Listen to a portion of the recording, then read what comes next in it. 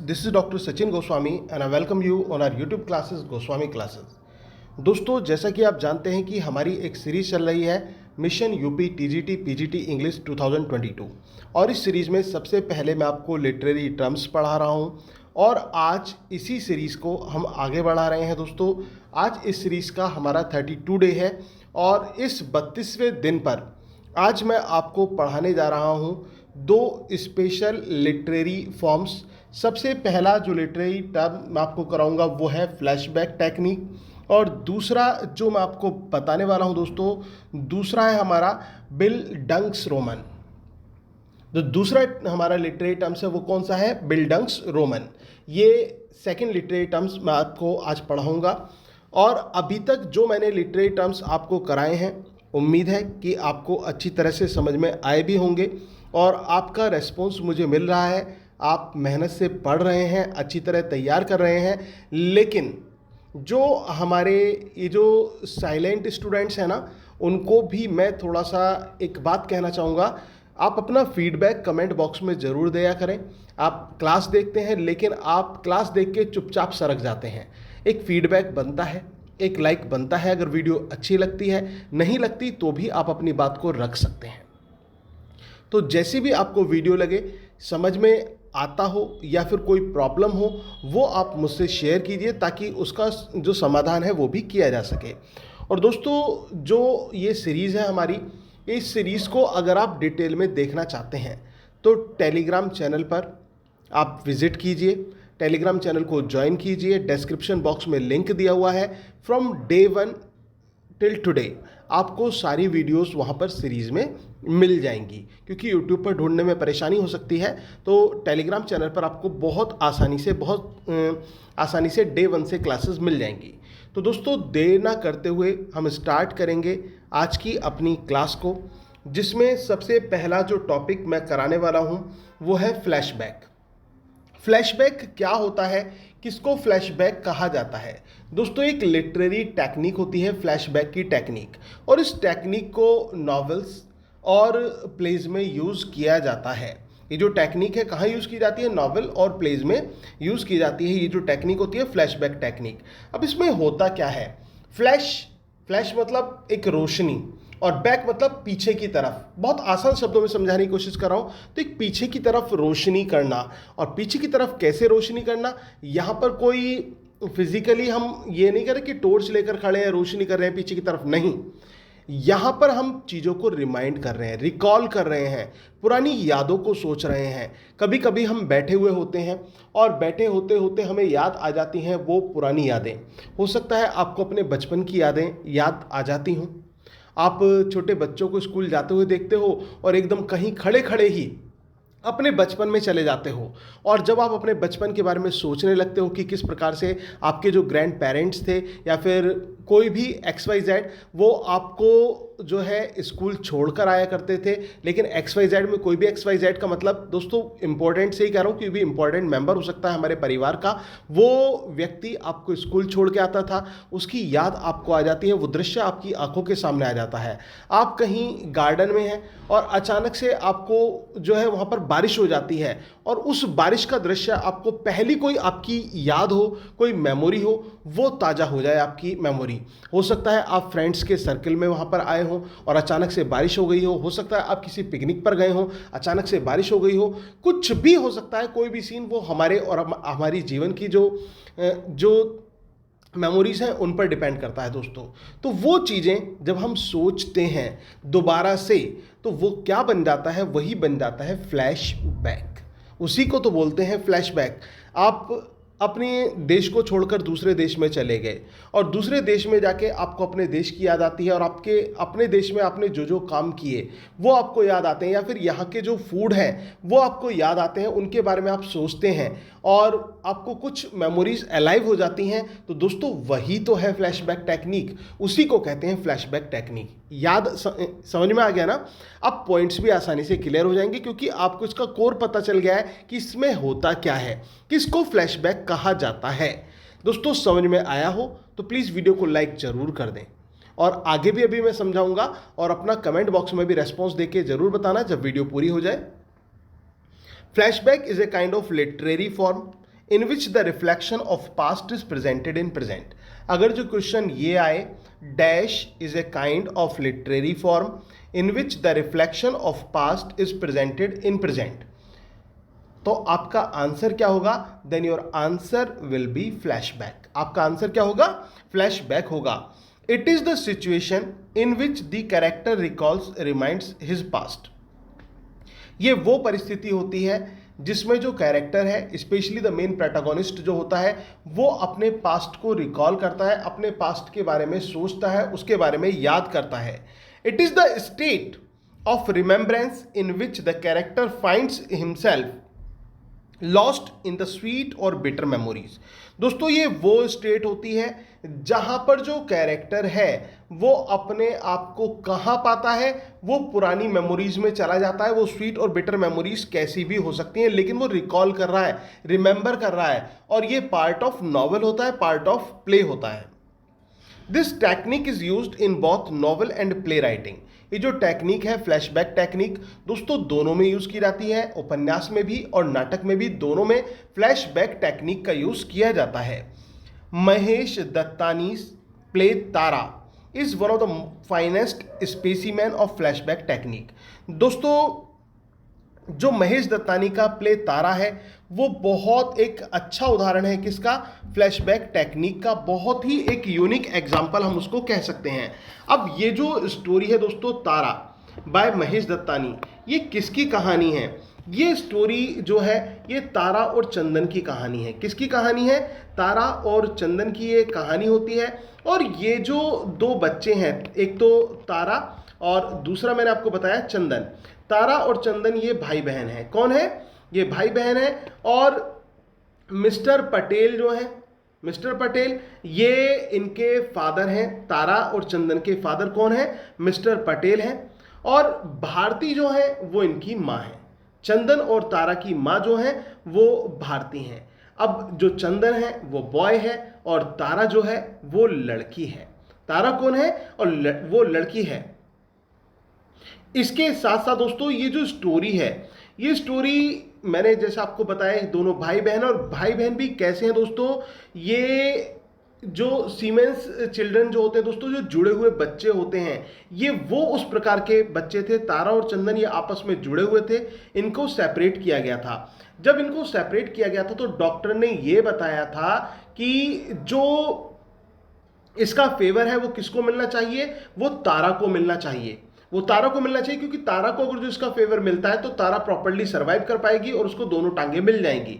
लेकिन जो family members थे, यहां पर जेंडर डिस्क्रिमिनेशन भी देखा जा सकता है। जो जेंडर डिस्क्रिमिनेशन होता है वो देखा जा सकता है। जो फैमिली मेंबर्स थे उन्होंने इंपॉर्टेंस किसको दी? उन्होंने इंपॉर्टेंस दी चंदन को। और बाद में क्या हुआ? धीरे जब वो ग्रो अप हुए तो तारा को बहुत सारी परेशानियों का सामना करना पड़ा, बहुत सफ़र करना पड़ा, और वो बीमार भी काफ़ी रही और फाइनली उसकी मृत्यु हो गई। अब चंदन जो है वो अपने आप को इस चीज़ का दोषी पाता है। मतलब उसको लगता है कि कहीं ना कहीं गिल्टी फील करता है वो अपने अंदर। और वो जब वो विदेश चला जाता है, लंदन चला जाता है चंदन, तो वहाँ पर वो अपना दूसरा नाम रख लेता है दोस्तों, जिसका नाम होता है डैन। चंदन क्या बन जाता है? वो डैन बन जाता है। और जब वो डैन बन जाता है तो वहां पर वो जो उसने अपने जो पास्ट की जो लाइफ थी उसको वो रिकॉल करता है, उसके बारे में वो याद करता है कि कैसे कैसे क्या क्या घटना घटी, क्या क्या सब कुछ हुआ। और वो सारी बातें उसको जब याद आती हैं दोस्तों तो वो क्या बनती है? वो बनती है फ्लैशबैक टेक्निक। इसको बोलते हैं फ्लैशबैक टेक्निक। उम्मीद है कि आपको फ्लैशबैक टेक्निक समझ में आ गई होगी। एक बार फिर से मैं आपको रिपीट कर देता हूं ताकि आपको अच्छी तरह से समझ में आ जाए फ्लैशबैक टेक्निक होती क्या है। दोस्तों ये किस प्रकार की जो लिटरेरी फॉर्म होता है जिसमें पास्ट के रिफ्लेक्शन को प्रेजेंट में दर्शाया जाता है। ये वो सिचुएशन होती है जिसमें कैरेक्टर अपने पास्ट को रिकॉल या रिमाइंड करता है। ये स्टेट ऑफ रिमेम्बरेंस कहलाती है, जिसमें जो कैरेक्टर है वो पुरानी यादों में, यादें अच्छी भी हो सकती हैं, यादें बुरी भी हो सकती हैं, उनमें खो जाता है। और ये जो टेक्निक है ये नॉवेल और ड्रामा दोनों में इस टेक्निक का यूज किया जाता है। और जो महेश दत्तानी का तारा है वो इसका फाइनेस्ट एग्जाम्पल माना जाता है। क्लियर हुआ? अगर दोस्तों कॉन्सेप्ट क्लियर हुआ हो तो प्लीज़ वीडियो को लाइक, शेयर और कमेंट करना मत भूलिए।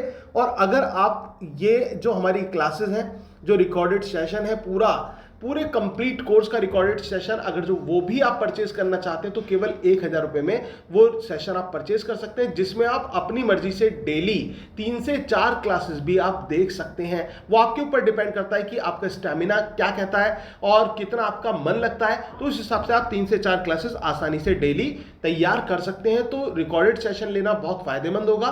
केवल 1000 रुपये में आपको रिकॉर्डेड सेशन मिल रहा है, जिसमें कंप्लीट लिटरेचर है, ग्रामर है और अच्छी तरह से आपकी तैयारी हो जाएगी। तो मैं आपको सजेस्ट करूंगा कि आप उस सेशन को जरूर लें, ताकि आपका और हमारा रिजल्ट आ सके, क्योंकि आप रिजल्ट देंगे तो उसमें हमारा नाम होगा, और हमारा नाम होगा तो तभी तो आपका और हमारा दोनों का साथ जो है एक नाम होगा, और उसी से एक पहचान बनेगी दोस्तों, एक अलग पहचान बनेगी आपकी भी और हमारी भी। और जैसे लास्ट टाइम हमारा एक रिकॉर्ड रिजल्ट रहा, उसी तरह से मुझे उम्मीद है कि इस बार भी जो हमारे यहाँ पर स्टूडेंट्स जुड़े हुए हैं वो बहुत अच्छा रिकॉर्ड बनाएंगे और बहुत अच्छा रिजल्ट लेकर आएंगे। अब इसके बाद दोस्तों हम बात करते हैं, ये नेक्स्ट हमारा लिटरेरी टर्म आता है जिसका नाम है बिल्डंग्स रोमन। बिल्डंग्स रोमन जो है ये नेक्स्ट हमारा लिटरेरी फॉर्म है, लिटरेरी टर्म्स है, और हो सकता है आपने ये नाम भी ना सुना हो। और जैसे कि दोस्तों मैं आपसे हमेशा कहता हूँ कि मैं आपके लिए कुछ नया लेकर आता हूँ, कुछ डिफरेंट लेकर आता हूँ। और सबसे बड़ी बात ये कि आपको लास्ट टाइम मैंने आपको ऐसे लिटरेरी टर्म्स आपको पढ़ाए थे जो कि आपने पहले नहीं पढ़े थे, क्योंकि कमेंट बॉक्स में भी रिप्लाई आया था, लेकिन वो लिटरेरी टर्म एग्जाम में पूछे गए और सबसे स्पेशल फोकस लिटरेरी टर्म्स पर ही किया गया था टीजीटी के एग्जाम में। तो वो लिटरेरी टर्म्स पूछे गए थे, मैराथन क्लास मैंने बनाई थी। अगर आप आज भी उस मैराथन क्लास को खोल के देखें और अपना पेपर खोल के रख लेना सामने, तो आपको सारे लिटरेरी टर्म्स उस मैराथन क्लास में से ही मिलेंगे, उससे अलग एक भी लिटरेरी टर्म पूछा नहीं गया था। और ये मैंने आपसे पहले ही कह दिया था, लेकिन अधिकतर टीचर ये कह रहे थे लिटरेरी टर्म्स पर फोकस नहीं करना है, मेन फोकस राइटर्स पे करना है, ग्रामर पे करना है। और मैंने आपसे पहले ही कह दिया था कि लिटरेरी डिवाइसेस को आप अच्छी तरह से तैयार करके जाए, फिगर ऑफ स्पीच से भी ज्यादा आपके लिटरेरी टर्म्स में से क्वेश्चन आने हैं, और ऐसा ही हुआ। और इसी वजह से मैं आपको कुछ डिफरेंट लिटरेरी टर्म्स भी करा रहा हूं, क्योंकि पता नहीं चलता एग्जाम में क्या पूछ लिया जाए। तो ये जो हमारा बिल्डंग्स रोमन है दोस्तों, इसको आप समझिए कि ये क्या होता है। It is a journal of novel that shows a young protagonist journey from childhood to adulthood और immaturity to maturity.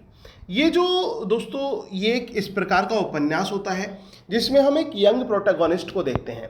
Young protagonist की जर्नी हमें दिखाई पड़ती है कहाँ से, चाइल्डहुड से अडल्टहुड की तरफ, इमेच्योरिटी से मैच्योरिटी की तरफ।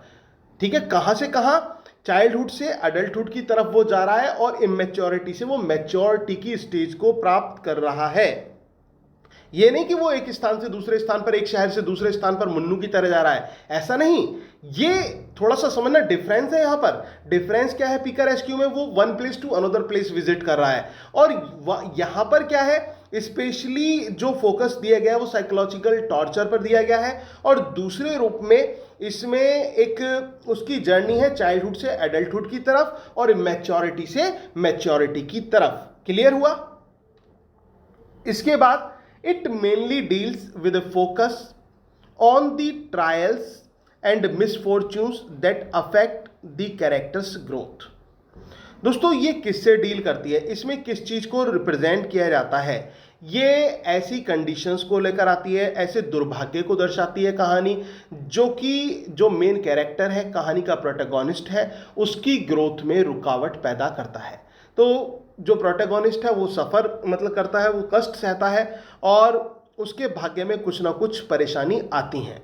अब इसकी बात करें दोस्तों, द वर्ड बिल्डंग्स रोमन, ये जो वर्ड है दोस्तों, इसको बिल्डंग्स रोमन को हमने ये पार्ट में बांटा, बिल्डंग्स रोमन। अब इसमें जो बिल्डंग है और एक पार्ट है रोमन, तो ये कितना कॉम्बिनेशन हुआ, ये 2 कॉम्बिनेशन हुआ, मतलब it is divided into 2 parts. ये 2 पार्ट में डिवाइडेड है। The very first part is building and the second part is Roman. पहला पार्ट क्या है दोस्तों, बिल्डंग है, और दूसरा पार्ट रोमन है। अब ये कॉम्बिनेशन जो हमारा हुआ बिल्डंग रोमन, इसमें ये जर्मन वर्ड विल्डंग, जो जर्मन वर्ड है बिल्डंग, बिल्डंग का मतलब क्या होता है और रोमन का मीनिंग क्या होता है। ये जर्मन वर्ड है बिल्डंग्स रोमन, और इसमें बिल्डंग का मतलब क्या होता है, बिल्डंग का मतलब होता है फॉर्मेशन। बिल्डंग का मतलब क्या होता है, फॉर्मेशन, किस चीज का फॉर्मेशन करना। और रोमन का मतलब क्या होता है, नॉवेल। तो ऑब्वियसली नॉवेल का फॉर्मेशन करना, तो फॉर्मेशन ऑफ ए नॉवेल हो गया ये। तो बिल्डंग्स रोमन जो है ये 2 पार्ट में डिवाइडेड है।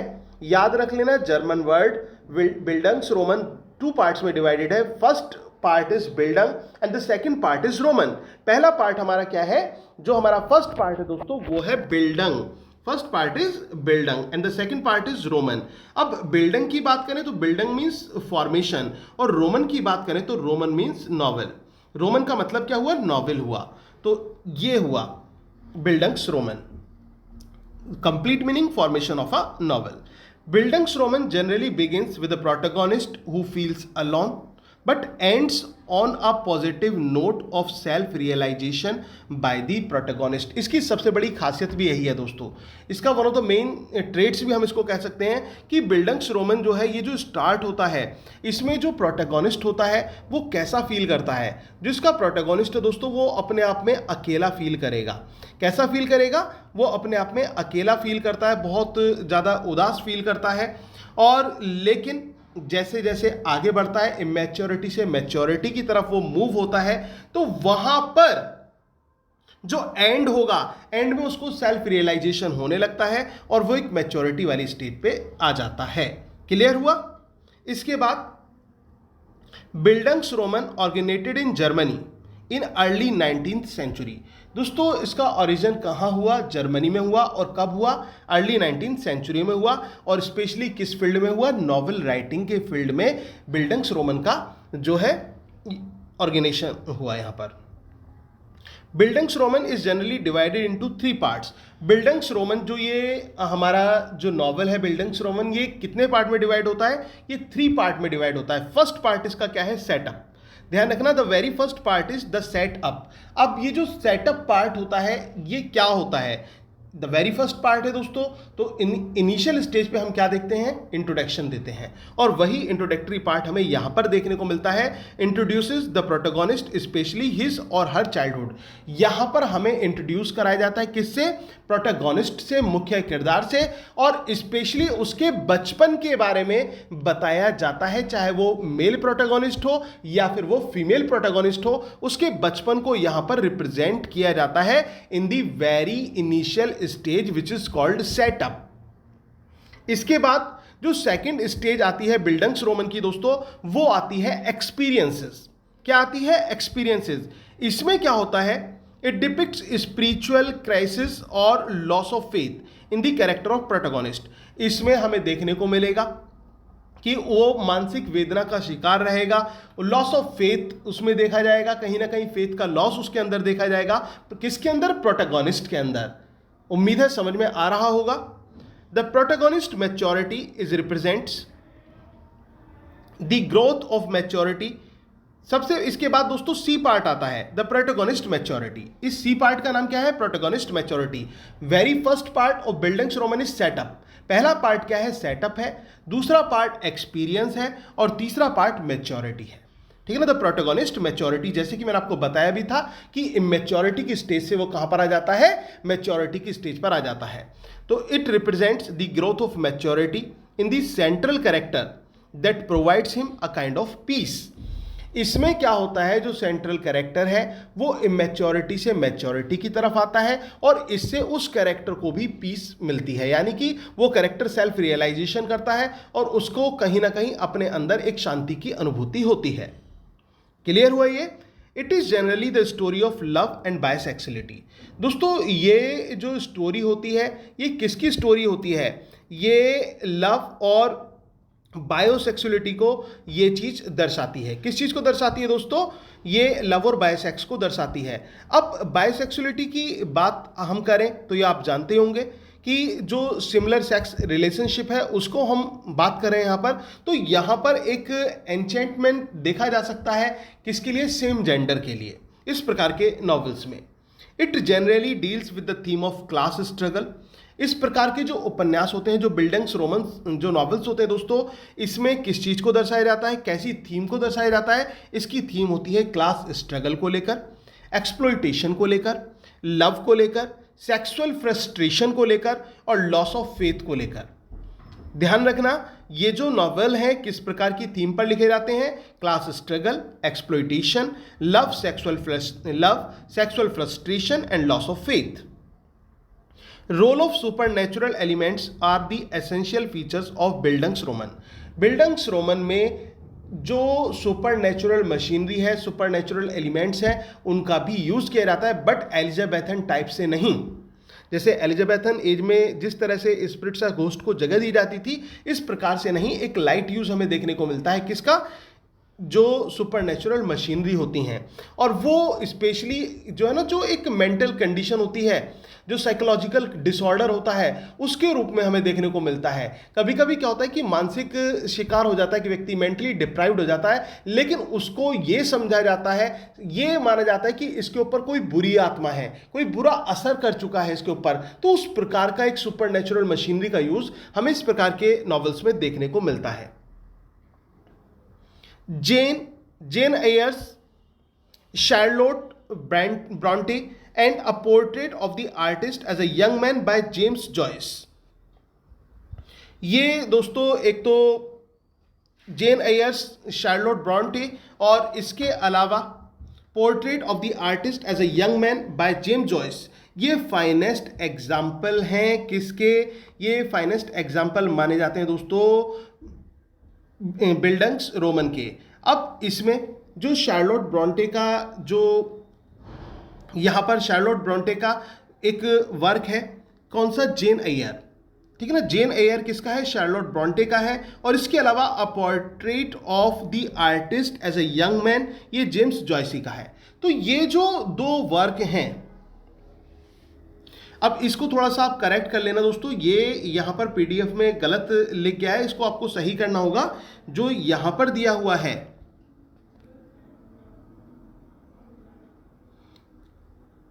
इसको मैं करेक्ट कर देता हूँ, इसको आप भी सही कर लेना। बाकी मैं जो पीडीएफ आपको प्रोवाइड करूँगा टेलीग्राम पे, उसमें करेक्शन हो जाएगा। ये अपोस्ट्रॉफी एस हटाना है आपको, और यहाँ पर इसमें बाय को ऐड करना है। जेन एयर बाय शार्लोट ब्रॉन्टे, याद रखना, जेन एयर बाय शार्लोट ब्रॉन्टे। ये जो उपन्यास है जेन एयर शार्लोट ब्रॉन्टे का, ये किस में माना जाता है? Bildungsroman type of novel ये माना जाता है। और इसके अलावा the artist as a young man by James Joyce, ये फाइनेस्ट एग्जाम्पल माने जाते हैं। किसके? बिल्डिंग्स रोमन के। अब हम इस नॉवल की ही बात कर लेते हैं। जो शार्लोट ब्रॉन्टे का नॉवल है जेन एयर, इसकी बात हम करते हैं दोस्तों। तो यहाँ पर हमें क्या देखने को मिलता है? जो जेन है, जेन की स्टार्टिंग कैसे होती है? एक ऑर्फन के रूप में जेन की स्टार्टिंग देखी जाती है। और वो जो ऑर्फन है, उसको उसकी जो चाची हैं, क्रूअल आंट हैं, उनके द्वारा उसका एक तरह से मेंटली टॉर्चर हम कह लें, मेंटली एक्सप्लॉयटेशन कह लें, वो उसके साथ किया जाता है। इसके बाद उस जेन को कहाँ भेज दिया जाता है? बोर्डिंग स्कूल भेज दिया जाता है। जब वो बोर्डिंग स्कूल जाती है तो वहाँ पर भी उसको क्रूअल टीचर्स को फेस करना पड़ता है, और हर जगह उसकी जो डेस्टिनी है ना, वो उसको एक अंधेरे में धकेलती चली जाती है। और कुल मिलाकर उसकी जो चाइल्डहुड से स्टार्टिंग होती है, किसकी तरफ?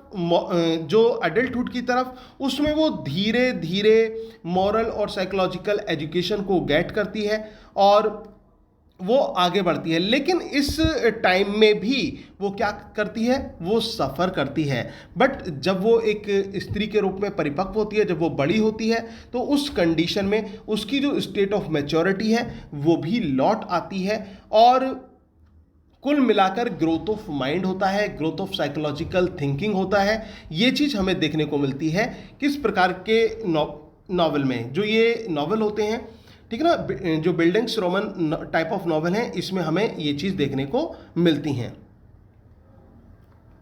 इसके बाद Hence, Bildungsroman is a kind of novel that shows the vices of a society through the protagonist. अतः जो ये बिल्डंग्सरोमन है ये किस प्रकार के उपन्यास होते हैं जिसमें समाज के अवगुणों को दर्शाया जाता है, समाज की बुराइयों को दर्शाया जाता है। किसके थ्रू? प्रोटैगोनिस्ट के थ्रू, यानी कि उसके मुख्य किरदार के माध्यम से दर्शाया जाता है। मुख्य किरदार नहीं करता बुराइयां, लेकिन मुख्य किरदार को कष्ट सहना पड़ता है, वो विक्टिम बनता है जो मुख्य किरदार होता है। तो एक बार फिर से आप समझिए, अच्छी तरह से समझते चलिए दोस्तों। मैंने आपको आज पढ़ाया है उसका एक रिवीजन करा देता हूं ताकि आपकी क्लास पूरी तरह से क्लियर हो जाए। सबसे पहले हम बात करेंगे फ्लैशबैक टेक्निक की। तो फ्लैशबैक टेक्निक में सबसे पहला पॉइंट हमारा ये आता है, ये एक ऐसी लिटरेरी फॉर्म है जिसमें पास्ट के रिफ्लेक्शन को प्रेजेंट में दर्शाया जाता है। इसमें जो सिचुएशन है उसमें राइटर रिकॉल करता है अपने पास्ट के बारे में। ये एक यादों वाली स्टेज होती है जिसमें जो कैरेक्टर है वो खोया हुआ होता है अपनी पुरानी यादों में। वो अच्छी और बुरी किसी प्रकार की याद हो सकती हैं, और इस प्रकार की जो टेक्निक है वो नॉवेल और ड्रामा दोनों में की जाती है। महेश दत्तानी का प्ले तारा इसका बेस्ट एग्जाम्पल माना जाता है। अब इसके बाद हम बात करते हैं नेक्स्ट हमारे लिटरेरी टर्म्स जिसका नाम है बिल्डंग्सरोमन की।